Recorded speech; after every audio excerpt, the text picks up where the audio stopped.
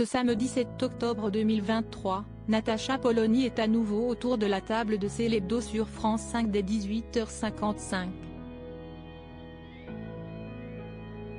Il y a plusieurs années, la maman de 3 enfants se confiait sur ses complexes physiques.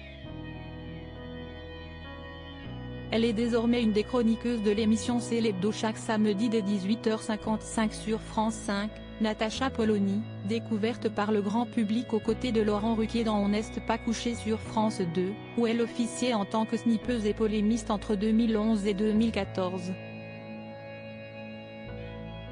Si est d'ailleurs à cette époque que la femme du journaliste gastronomique Perico Légas s'était ouverte sur son image publique et ses insécurités au niveau de son physique. Des confidences qu'elle avait faites dans les pages de Téléstar: je ne me trouve pas belle. J'ai toujours l'image de la jeune femme de 20 ans que j'étais, gaudiche et gratinée. Je dégage peut-être plus d'assurance aujourd'hui.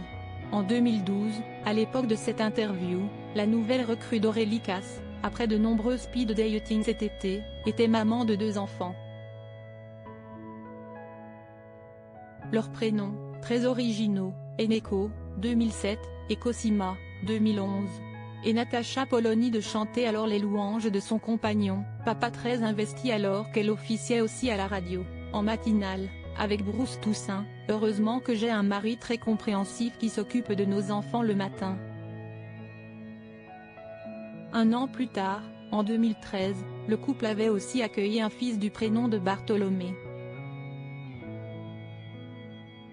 En 2017, cette grande rousse de 48 ans s'était livrée dans les pages de Technicart sur sa rencontre pour le moins houleuse avec celui qui est devenu son mari. Les premiers contacts étaient plutôt à fleurs et mouchetés.